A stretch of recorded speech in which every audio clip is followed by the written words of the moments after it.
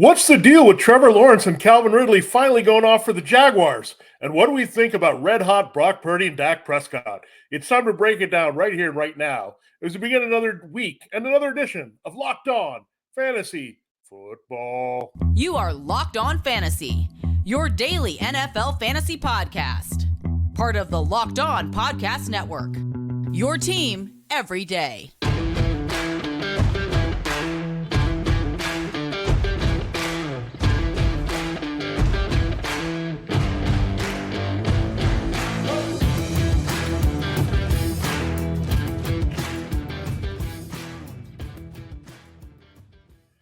Greetings, everyone, and welcome to another edition of the Locked On Fantasy Football Podcast.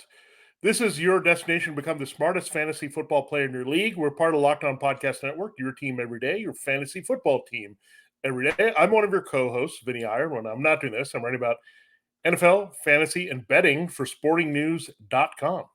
Hey, I'm Michelle Magdziuk, researcher at NFL Network and fantasy analyst for NFL.com. All right, Michelle, there was a lot of interesting things that happened, definitely surprises and things that caught us off guard here with the Week 11 NFL Sunday action for fantasy. That's what we do here. We look at the 9 biggest storylines here coming out of the games. Unfortunately, a lot of injuries to think about, but also a lot of great performances, some that we expected, some that we didn't. We'll get into all of those here on the show as we kick off another week. It's a Thanksgiving week, so excited about that. We'll get a little time off, but a lot of extra football that we get on Thursday and Friday as well. So first, we got to think about what happened in Week 11 before we can turn the page to Week 12. Still one more big game left between the Chiefs and the Eagles. This episode, Locked On Fantasy Football, is brought to you by LinkedIn Jobs. LinkedIn Jobs helps you find the qualified candidates that you want to talk to faster. Post your job for free at linkedin.com/LockedOnNFL. That's linkedin.com/LockedOnNFL to post your job for free. Terms and conditions do apply.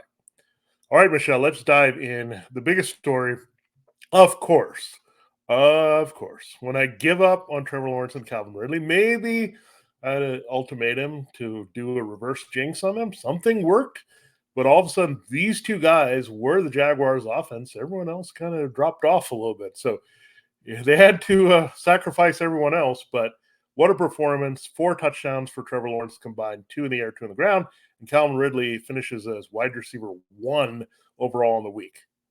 Yeah, I mean, finally, right? Once everyone, even you, the biggest believer ever, you finally decide to sit him. So on everyone's benches, those two go off. This is the thing. With Calvin Ridley, you're going to get those games, right? He's just a boomer bust wide receiver. With Trevor Lawrence, I feel like it would have been the same exact game besides those 2 rushing touchdowns, right? Like the passing, 262 and 2. Cool. It's the 2 rushing touchdowns that really brought him that great fantasy game. We'll see if he next week. I mean, it's a fine matchup next week. It's at the Texans. So like in a dome, and you expect the Texans to be able to put up points. So it is a tougher division matchup. But then after that, you get the Bengals, the Browns in Cleveland, and then versus the Ravens. I don't want to jump into the Trevor Lawrence, starting him very much at all moving forward. Yeah, the only reason you might start him is there's a lot of quarterback attrition out there.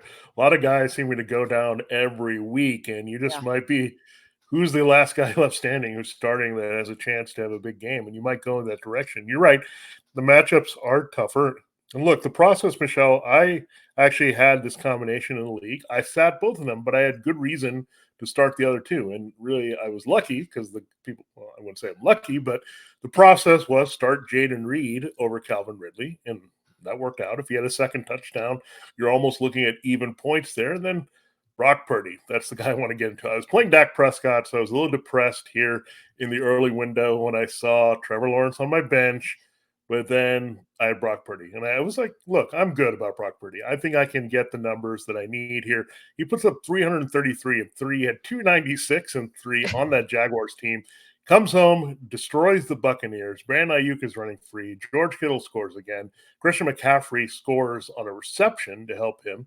So those are 3 touchdown scores. Debo, a little bit underwhelming, but again, somebody's going to be left out sometime. We can't get all 4 of them to go off every single week. But, man, Brock Purdy is now the QB 8 on average for the season. That's incredible. And this guy was not getting drafted that high. And Michelle, look, I think it's going to keep up here. I don't see what slows this offense down. They're just too darn good. And what I like is it doesn't matter what style of defense you play against them. These guys just keep producing. Yeah, it really just seems like they needed that bye week to get things under control, and then they get back their players all healthy. And Purdy, I mean, 6 touchdowns, 0 interceptions over the last 2 weeks. He had a perfect passer rating in that Yeah. game against the Buccaneers. So the Buccaneers do have a super weak secondary. So that was expected, not for him to have a perfect passer rating, right? That was just Yeah. insanity. But just for him to have a big fantasy week. But I do like him on Thanksgiving night. He has to play the Seahawks, so you're going to have to decide quickly here if you want to play him this week, depending on who else you have on your roster at quarterback. But I think you just keep plugging him in. With Brandon Ayuk, he has a career high game in receiving yards with 156. Now, if you look at Brandon Ayuk's game logs this year, it's every other game he has a good game. Yeah. So if he follows that trend, this week won't be so good. But he's been a lot like a lot of these wide receivers this year, just really boom or bust, and you never know what you're going to Yeah. get from them. Yeah, a lot of it is the coverage changes from week to week, but what I like again, like this team seems to have figured out against all coverage, right? Moving around guys. And I also like it's pretty compressed. They're not forcing in guys. I know last week we had a Kyle Juszczyk random touchdown, but Juwan Jennings is barely on the radar, right? It's basically these I know. guys, a little bit of Elijah Mitchell to keep McCaffrey fresh, and we're okay with that. So I just like it's compressed. It's between these guys. They're putting up numbers. Purdy doesn't need a lot of attempts because they're making so many big plays. So I love it right now, and I'm feeling it. And look, Michelle, I'm going forward. I'm sticking with Brock Purdy over Trevor Lawrence in that league where I have to make that decision. It's just going to happen unless there's an injury to Purdy. I'm not going to pivot. So something to keep in mind. Don't chase or look back in the one game. Look at what's forward. And look, Brock Purdy has a better body of work. As we said, he's clear in the top 8. Well, you have Trevor Lawrence well out of the top 12 in terms of average scoring. Now, Jared Goff, Michelle, I expected more out of him. It ended up okay, right? Because they were trailing and he had to throw a lot in this game, but 3 interceptions. I don't know what happened. I don't know what they were doing, their game plan against the Bears, but it was pretty sloppy early. They were fortunate to get that win late, but really, Jared Goff, I don't know. Now it's that home road thing. I don't know if you can trust him as much, but one thing, Michelle, I'm going to say is you got to keep playing. We talked about different running backs that you can play together. Jahmyr Gibbs and David Montgomery stay in your lineup every single week, however you can get them in there. Yep, I loved exactly their usage. Like David Montgomery led with 12 carries, sure, but Gibbs still got his carries and he still got a rushing touchdown. But then you saw Gibbs getting so many receptions. And I think that's just how those two should play out. I mean, Gibbs with 6 receptions, 59 yards. Both are going to be so playable if that's the way they're going to use those guys. It was unfortunate for Goff. Those 3 interceptions really killed his fantasy day. He still ended up scoring like 13 fantasy points in a 4-point pass touchdown league. So it wasn't like he destroyed you, but it was not what we expected against this Bears defense. But then on the other side, I thought Justin Fields played pretty well. I mean, they should definitely got them. I don't know how the Bears lost that game. I mean, they have like a 12-point lead with 4 minutes to go in the game. Yeah. I don't know how they ended up losing, but Fields like didn't do too much to the air besides pass to DJ Moore. I mean, everything went to DJ Moore, 96 yards and a touchdown. DJ Moore, you keep playing as long as Justin Fields is healthy. But Fields, I mean, he did his thing with his legs. That's what we were asking for in the beginning of the year. He wasn't running at all in the beginning of the year. It was destroying his fantasy value. He gets 104 yards on the ground because he ran it 18 times. Guess what? I don't care what he does to the air. Like just whenever DJ Moore's open, pass to him and then run the rest of the time. I love that for fantasy. So I think Justin Fields is a good play moving forward as well. Yeah, it gets another division game this week against the Vikings. It's a Monday night game. So, yeah, he's starting. I mean, if this quarterback is somewhat healthy and competent, basically you're going to be starting him because there's just so many guys going down or so many guys you can't count on now. So let's not try to get cute at quarterback down the stretch. If they're producing, get it done. And look, Michelle, I wonder if this game for Goff actually helps Montgomery and Gibbs even more going forward, right? They get Green Bay this week. You can run on them. So I just wonder – look, they got to take some games out of Goff's hand early. What I think they need to do a little bit more with Detroit is just let the running game open things up, make Goff comfortable. And instead, they came out throwing a little way too much in that game. against the Bears, which was a mistake. I But also I just think think, it was a weird game. I think he had like yeah, 5 interceptions over his last like 19 games prior to that, or I don't have yeah, the exact stats on me, but he's not this interception guy, right? no, So every quarterback's going to have one of these bad games once in a while. If Goff's floor is 13 fantasy points, if he throws 13 or if he throws 3 interceptions, like basically floor yeah. at home, I should say, I'm fine with that, right? And he gets to play at home again this week, Packers on Thanksgiving. So I'm completely okay plugging him right back into my lineup. I obviously would go with Justin Fields over Jared Goff. I'd go with Brock Purdy over Jared Goff, but I would still go with Goff over Lawerence this week. Yeah, I mean, you look at it; it's at home. I mean, again, the run. I think what happens is when Jared Goff gets the running game going, that actually helps Jared Goff, right? It sets things up. When he's being the guy and he just has to pass 50 times, that's not Jared Goff. He needs to play off it, play action, middle of the field. And what up with Sam Laporta? Come on, I mean, that's the thing that I want here. That's maybe why he struggled. He didn't get the ball in Sam Laporta's hands. So 2 quiet games in a row for Sam Laporta. Let's hope he can get going in that Packers matchup as well this week. And yeah, I want Goff to get back to being Goff because it helps everyone in that offense. But still, I'm on Ross St. Brown, and Jameson Williams did come through. So you got to be happy with that in that game, especially on top of the running backs. Now, we will get into more positive vibes and things that happen with a lot of offenses. And one game that involved a little negativity on the other side. We'll get into that in our next segment. But first, we got to hear from one of our fine sponsors. We told you at the top that this episode of Locked On Fantasy Football is brought to you by LinkedIn Jobs. LinkedIn Jobs is the number one place to post your job if you're a small business and looking for a new member for your team that's going to fit in well. These days, every new potential hire can feel like a high stakes wager for your small business. Let's not do that. You want to be 100% certain that you have access to the best qualified candidates available. That's why I let LinkedIn Jobs do the work for you, and check it out. Your LinkedIn Jobs helps you find the right people for your team faster and for free. It's very easy to create that job on LinkedIn Jobs. Then you just add your job in the purple hashtag hiring frame to your LinkedIn profile to spread the word that you're hiring. Simple tools such as screening questions make it easy to focus on candidates with just the right skills and experience so you can quickly prioritize who you would like to interview and hire. That's why small businesses rate LinkedIn Jobs number one in delivering quality hires versus leading competitors. LinkedIn Jobs helps you find the qualified candidates you want to talk to faster. Post your job for free at linkedin.com/LockedOnNFL. That's linkedin.com/LockedOnNFL to post your job absolutely for free. Terms and conditions do apply. All right, Michelle, let's talk a little bit more about positive offenses here. Now, it was a little bit of negative with CJ Stroud. He had 3 interceptions, right? This is the first time he's had that. He didn't even have 2 interceptions on the entire season coming in. So, look, he's going to hit a rookie wall at some point, and he made some mistakes, but he still came through for fantasy. So that's great. I mean, talk about high floors. I mean, CJ Stroud might be a better version than Jared Goff if he can still get it done. But the 2 takeaways here is that now it's getting clear Nico Collins with his injury and then Noah Brown with his injury. The one guy that's reliable seems to be Tank Dell every single week.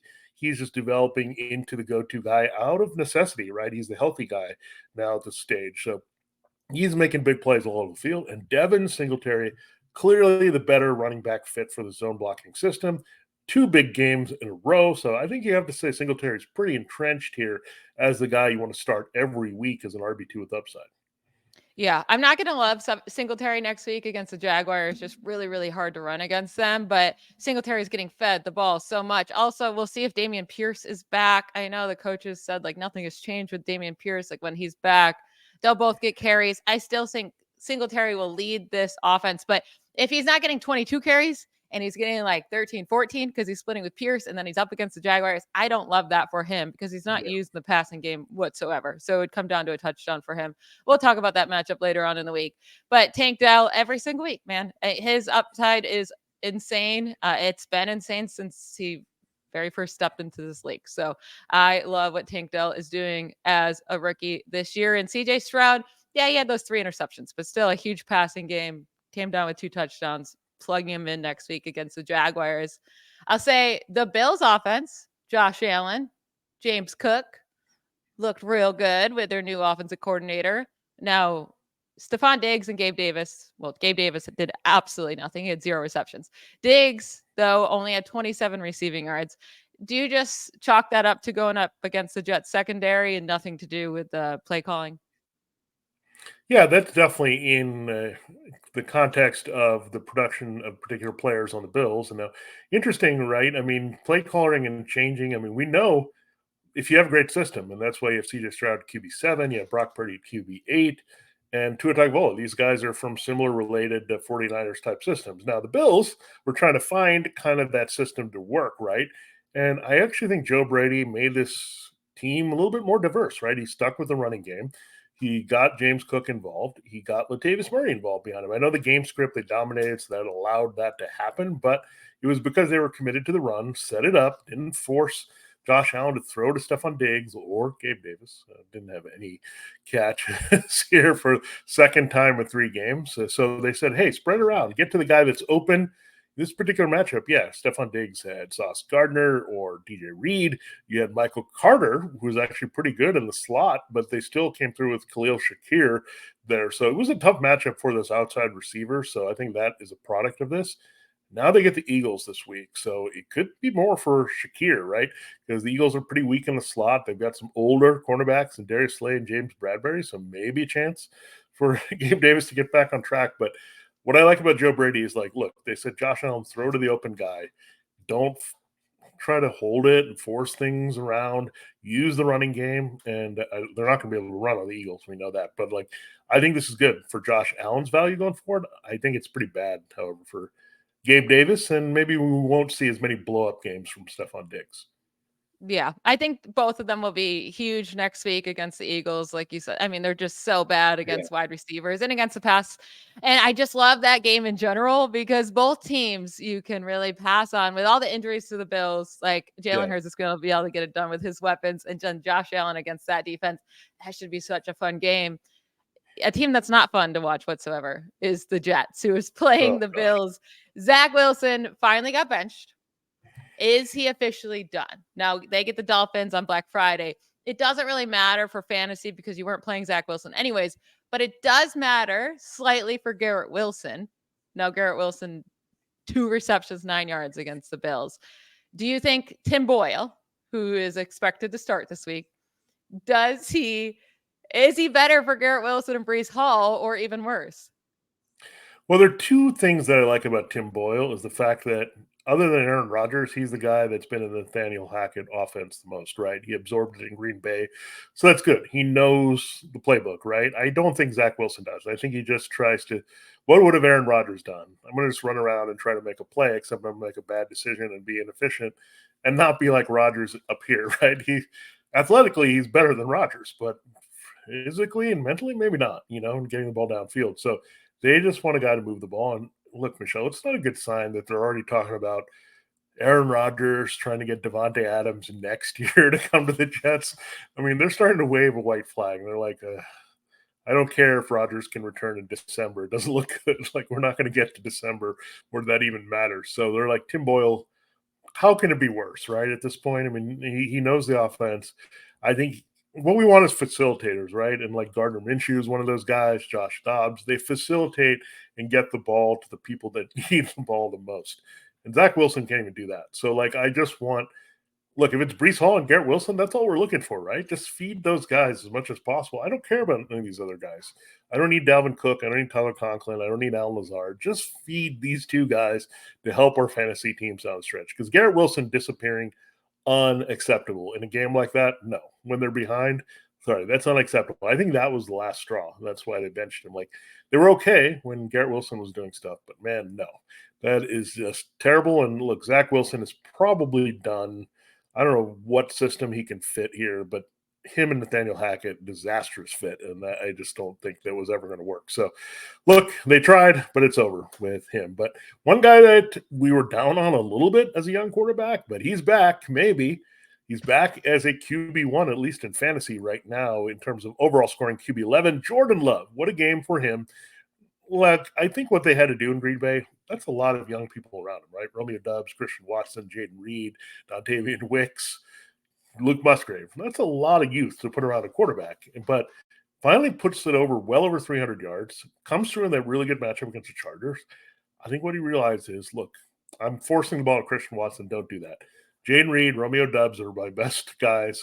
Let's get it to them, right? So I really am encouraged by Jordan Love going forward now because, look, I didn't see a 300-yard game like that coming from this offense. Aaron Jones got hurt, so they're going to have to chuck it, especially this week against the Lions on Thanksgiving. Yeah, so I think he realized, I think this is what happened to Jordan Love this week. He got to face the Chargers, who are allowing the most passing yards per game this year. I think that's completely it. Like I'm chalking this up to matchup. They still only scored 23 points. I mean, he still only threw 2 passing touchdowns. Does he even have a game this year with 3 passing touchdowns? Like I got nothing from this game, I'll say, for moving forward. We both said it was a nice matchup and he could play against the Lions, maybe. But this is not, Jordan Love's not someone I'm eyeing to continue playing the rest of the year. I just think you always play quarterbacks going up against the Chargers because, man, they stink this year. Yeah, I mean, I'm going to have to play Jordan Love in one league where I have Joe Burrow. So that's the truth. And I'm just going to have to play out the string because that team has really suffered through injuries. So that's just, I can't do anything about it. So I have to play him. And look, he's got some weapons, right? And I think maybe next year when some of these younger guys kind of get into it and they're kind of experienced, I think you'll see a little bit better from him. But this is exactly what I expected from Jordan Love. Up and down, up and down. We didn't know what we're going to get. He's a young quarterback starting for the first time with a bunch of other variables. So it's exactly what you're getting. And we will talk about another guy that's been a little bit up and down and wild as well in Sam Howell in our next segment. Yes, we will. That was a brutal game to watch from the Commanders. But before we get into the Commanders and the Steelers' stinky offenses, we're going to talk about another one of our awesome sponsors. Why root for your team on an empty stomach? Order on DoorDash and save on football watch party favorites. Order pizza, wings, soda, burgers, or even just buns on DoorDash and get it all delivered without missing the game. Get 50% off up to a $10 value when you spend $15 or more on your first order when you download the DoorDash app and enter code LOCKED23. If you're like me, and on Sundays, after having a few adult beverages and you get a little hungry and you want Taco Bell delivered to you, DoorDash has you covered. They also have you covered for alcohol delivery if you want to get some White Claws or beers for the game. DoorDash offers everything from restaurant delivery, grocery delivery, flower delivery, and more. Don't forget to use code LOCKED23 for 50% off up to a $10 value on your first order when you download the DoorDash app and spend $15 or more. That's subject to change and terms do apply. All right, we're going to talk about Sam Howell, my boy, and then we have to talk about my pitiful Steelers. So this should be a really fun segment for me. I say with sarcasm. So Sam Howell, I mean, the dude scored 17.7 points still in a 4-point pass touchdown league. So even with 3 interceptions, he was still a fine fantasy play because he ended up getting 35 rushing yards in that rushing touchdown and 1 pass touchdown. But through 3 terrible interceptions. I mean, it wasn't a pretty game for him. And against the Giants, you wanted more. And now he has to face the Cowboys in Dallas next week. Don't love that for him. Although he does always show up against the Eagles. So maybe. But I didn't love that. Terry McLaurin didn't do anything. Jahan Dotson only had 23 receiving yards, but did come down with a touchdown. And then Bijan Robinson came through in the yardage, but didn't have any touchdowns. Yeah, what Sam Howell's season is reminding me of, and a few years ago, I think I'm going to say 2015. I'm taking it way back, Michelle, but I had Blake Bortles, and he actually was pretty good with Allen Robinson. Like, did I think he was a reality good quarterback? Absolutely not. But he just would chuck and put up points, and he had more than 30 touchdowns. And I looked up, he's a QB1. I think this is like that. You feel very uncomfortable and disgusting playing Sam Howell every week because you have to see him run around and get smacked. He had a concussion scare in this game against the Giants. He had to come out. I don't know how he hasn't gotten hurt yet. I really don't. Yeah, like he should be down on the ground. I mean, this guy's just running around. That's my kind of if I close my eyes, that's what I see. I see him running around trying to make a play. Oh, someone's open. I don't know if it's going to be a wide receiver. I don't know if it's going to be a running back. I don't know if it's going to be a tight end. I have no idea. He was waiting for it on the other side. Then Curtis Samuel got ejected out of this game. So I don't know what's going. Like, I just don't think he's kind of playing a little bit of playground football, a little bit, right? Like, I don't know if a lot of the things are structured. And what I don't like about this, Michelle, it's trending towards Ron Rivera and this coaching staff going. So what happens? Does Eric Bieniemy stay? Does he take over from Ron Rivera? Does he have to learn a new offense? What's going to go on here, right? And I don't think Sam Howell is totally secure in his job next year. So you're right. This Cowboys game is pretty huge. There's no way I can play him. There's no way I can say, oh, I'm going to play him against Micah Parsons and Deron Bland. There's no way I'm going to say, oh, this is great for Thanksgiving. I don't want to have indigestion like at 4:30 Eastern. Like I don't want that. Like so, look, he's hard guy to watch. I have him actually on the team behind Justin Herbert. Do I think about playing him? No, but I like having him as a backup at this point. So I don't know. I think the fade could happen here from QB9. I think it's starting. The wheels are starting to come off here a little bit, and if they're just playing out the string with Ron Rivera, I don't know if it's going to be that good. Yeah, hopefully it's just Eric Bieniemy who takes over. I would expect that's that what to I be want, the case. actually. Yeah.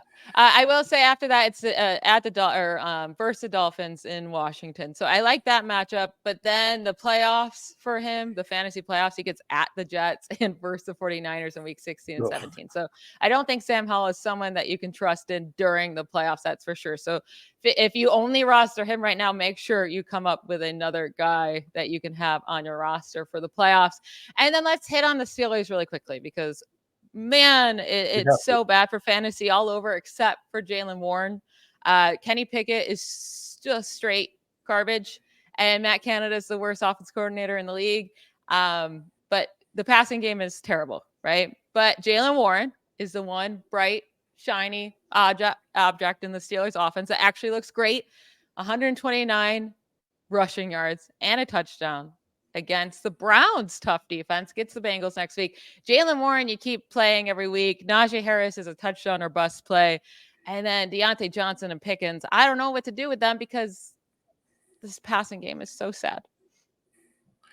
Yeah, what's happening, Michelle? This Jaylen Warren is pretty much becoming the Breece Hall of the Steelers offense at this point. I don't know if you were watching some of Sunday Night Football, but they they made a little crack at the Steelers, right? Like if you have one guy that explodes and makes plays, and that's the only thing you have, that's not great. So, look, he was great, right? When they're winning, everything's great, and they're getting outgained. They actually were in position to outgain the Browns in this one. And go figure, they lose this game, and they needed help. Someone needs to go do something, like make a play. Like Jaylen Warren is the only one who made a play, right? He said, "I'm going to make a move, get past this tough defense. We need me to deliver." And they almost won this game, of course, if they had had a few more yards before that game-winning field goal on the other side for the Browns. So maybe they need this, right? Najee Harris was really frustrated after the game. This is ridiculous. And people keep posting. I mean, if Tommy DeVito's already passed one Kenny Pickett in multiple touchdown games, this is not good. Like, this is really hard to do, right? You see some guys just running around making mistakes, and they're getting 2 touchdowns with like nothing. So I don't know. Maybe because they don't do this in-season firing thing. Clearly, I think you're gonna have to wait till after with Matt Canada for a replacement. Look, it's brutal.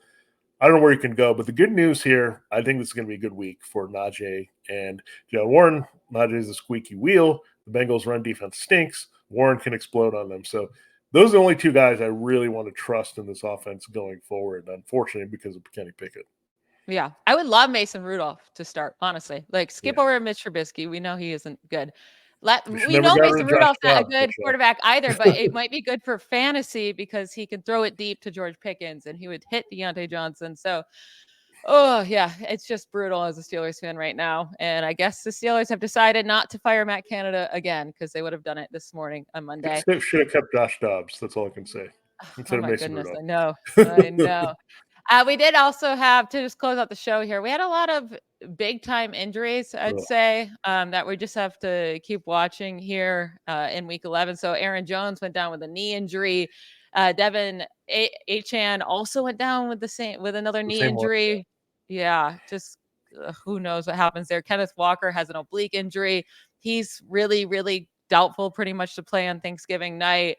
And then you had Cooper Kupp have a sprained ankle, Deonta Foreman have an ankle injury, Mark Andrews is out for the season, Joe Burrow's out for the season, Geno Smith is dealing with an elbow injury. So many injuries we have to discuss and go through and really figure out on our waivers show tomorrow who we can replace them with. Yeah, it's unfortunate. I mean, the thing, Michelle, I looked at is like Aaron Jones. Most people have AJ Dillon.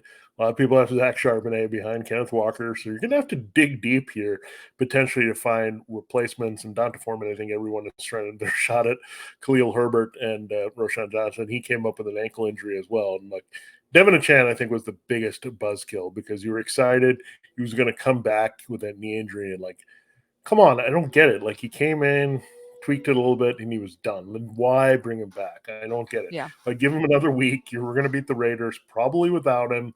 I just don't get it. I mean, they could have even sat him this week against the Jets, but now it looks like that's a short week game as well, being on Friday. So a lot of stuff to navigate through. And yeah, we'll definitely have some good replacements for you: quarterback, running back, wide receiver, tight end. We need more help than ever, it seems, as week 12 is coming here. So a lot of good stuff on today's show to kick off the week of Locked On Fantasy Football. It's Thanksgiving week, so we'll try to get everything in there for you this week before you can enjoy the holiday with the right fantasy knowledge there. We'll have our waiver wire show tomorrow, and we'll have, of course, our look at the rankings, positional running back, quarterback, wide receiver, and tight end here for you this week, and also look at our flex and sleepers there as well. So a lot more to come as we kick off this week, transitioning from week 11 to week 12 on Locked On Fantasy Football. Locked On has launched the first ever national sports 24 streaming channel here on YouTube. That's right, 24/7. You can get Locked On Sports Today. It's here for you 24/7, covering the top stories of the day with local experts of Locked On, plus our national shows covering every league. Go to Locked On Sports Today on YouTube and subscribe to the first ever national sports 24/7 streaming channel. For this streaming show, Locked On Fantasy Football, this has been Vinnie Iyer. And I'm Michelle Magdziuk. Bye, y'all.